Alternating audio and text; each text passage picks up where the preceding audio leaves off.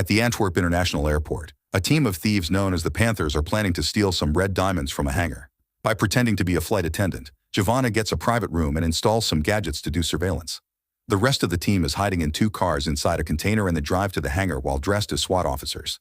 Once they're close enough, they throw a smoke bomb, shoot the cameras, and tie everyone up. Next, they find the right box and burn the lock to open it. Once they have the right package, they rush back to their cars because security guards are here. A chase ensues, but the team's already been prepared for this. The cars hide in a container again and it's taken away by a truck pretending it's cargo. Meanwhile, in Los Angeles, Sheriff Nick is getting rid of his wedding ring and breaking things in a bathroom after losing everything during the divorce negotiations. He decides to go to a bar to drink and watches the news to learn about the airport heist, which he immediately guesses was done by the Panthers. In the evening, he searches for Holly, the widow of a now-dead Panther. He gets in her car and forces her to follow another vehicle to the harbor, where they enter a container. Nick asks her where the Panthers went and where they're hiding the cash, but Holly wants a cut of the money or she'll send a video of her and Nick getting dirty to his daughters. Nick has no choice but to agree and Holly tells him the money is in a French bank. In France, the Panthers are already planning their next move. Donnie will pretend to be a diamond dealer while his team will be some promoters involved in an upcoming festival. Giovanna introduces Donnie to Hava, the wife of the bank manager who was shown the stolen red diamonds as proof of his made-up identity. Then Hava takes him to the World Diamond Center and Donnie gets to study where every camera is located plus the guards' movements. Donnie is given his own office to take care of his inventory, but he's denied a vault box because they're currently all taken. On his way out, Donnie tells Giovanna that they need to find a way to the vaults, unaware someone is watching them. In Italy, Mafia boss Octopus learns that his red diamonds were stolen and sends his men to find them. Sometime later, Hava takes Donnie to an appraiser, who confirms the red diamonds are real. There's a tracker hidden in the package, but to Donnie's shock, Hava tosses it into a cup of coffee before offering less money than the red diamond's real value. Since Donnie needs her silence, he takes the offer. The duo returns to the bank and finishes the transaction. Then Donnie goes to his team's headquarters to go over the plan. Giovanna gives everyone SIM cards and assigns roles according to their skills. By looking at a map, they realize they're still missing lots of intel, so Donnie will have to do more research. Their first step is to find a safe escape route near the border with Italy, which doesn't have any cameras. In the afternoon, Nick arrives in France and meets with Detective Hugo, who has been investigating the Panthers for a while. They share the details of their cases and agree they appear to be the same gang. Hugo shows Nick footage of the bank's cameras and Nick gets excited when he sees Donnie. However, he pretends that's not the guy he's looking for and leaves. That night, the Panthers go to a bar and Giovanna flirts with a bank guard while installing an app on his phone that gives the team access to the device. When Donnie goes home, he finds Nick eating at the table and joins him while taking out his gun. Nick pushes the table as a distraction and immediately disarms him before announcing he's broke. It turns out Nick is tired of being a cop since he works hard to never get a reward, so now he wants to help the Panthers rob the bank. Donnie has heard that Nick was fired, but since Nick threatens to take him to Hugo, Donnie has to agree to introduce him to the Panthers. The next day, Octopus men arrive in France and talk to the local criminals for clues. They get a video of Donnie and discover he was the last person the diamond tracker detected. Meanwhile, Donnie introduces Nick to Giovanna while the rest of the team watches them at a safe distance. After the meeting is over, the other Panthers tell Giovanna they're suspicious of Nick because he used to be a cop, but Giovanna points out he's the key to getting into the vault. Later, Donnie convinces Hava to rent him some space in a vault, claiming he has some inventory coming. That night, Nick meets the rest of the Panthers at a bar and has to consume some illegal stuff to prove he's against the law now. Then he dances with Giovanna so closely that it makes Marco jealous because he and Giovanna used to date. Donnie tells Nick to cut it out or he'll get in trouble, but Nick ignores him and keeps touching Giovanna. A furious Marco separates them and headbutts Nick, triggering a fight. As the men hit each other on the ground, Donnie wants to stop them, but Vic blocks him and starts fighting him too. Soon security arrives and kicks the whole team out. The police also come and Hugo pats Nick down before letting him go. Donnie and Nick start making their way home when suddenly the Italian mafia catches them by surprise and pushes them into their car. In the morning, Nick and Donnie find themselves on a boat in the middle of the ocean. The Italians tell them to get the red diamonds back if they want to live before pushing them both into the water. As the boat sails away, Donnie explains to Nick that he hadn't known the red diamonds belonged to the mafia. The duo has no choice but to swim to the shore, where Nick announces he's quitting the heist because he doesn't want trouble with the Italians, who are very dangerous. A few hours later, Nick watches the local guards from his balcony while he gets a call from Donnie, who convinces him to join the heist again. Then Nick meets with the team and learns that Marco and Vic have quit. After covering Nick's head, the team takes him to their headquarters to discuss the plan. The bank has 127 cameras that cycle through at 10-second intervals, which translates into 117 of those views going dark every now and then. They'll have to descend into the vault with perfect timing to move through those dark moments. Privacy laws mean the footage is live and not recorded, but they still have a blind spot issue.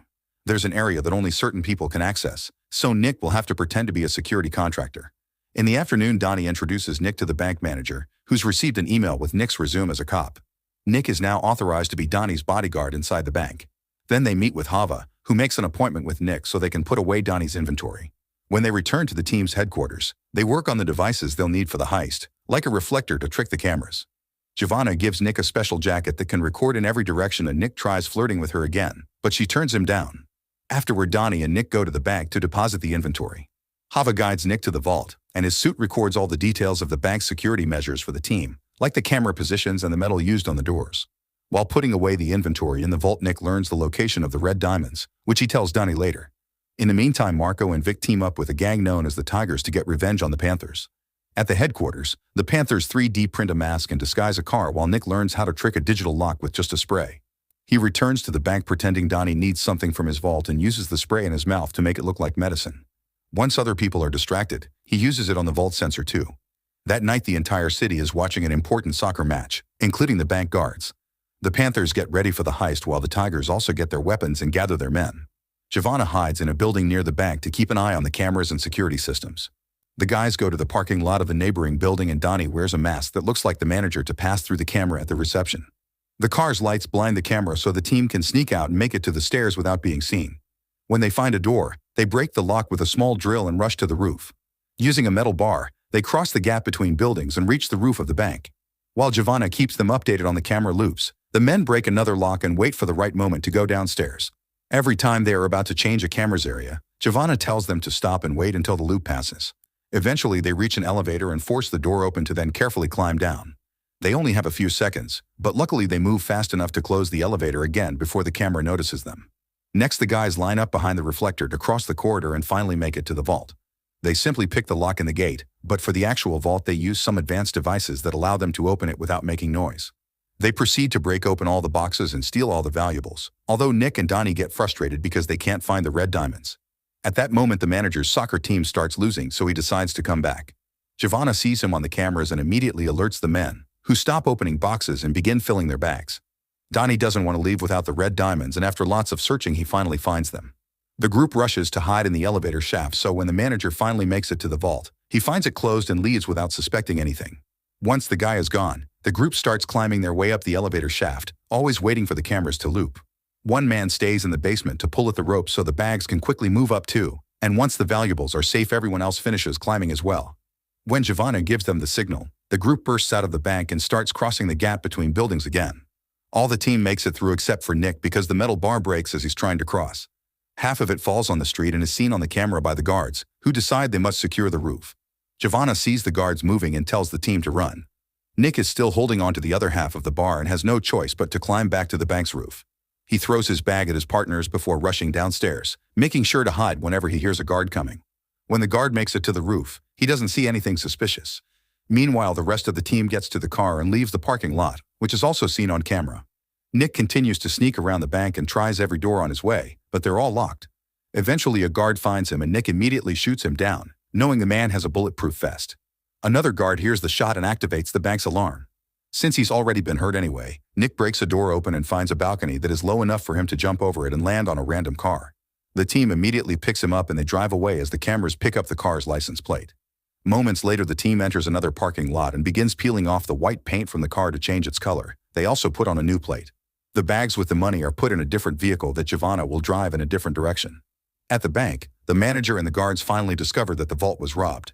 As the guys make their way to the Italian border, they notice a car following them. They're confused because it isn't a police vehicle, but they get their guns ready anyway. A second car appears behind them and opens fire, revealing it's Marco and Vic with the Tigers.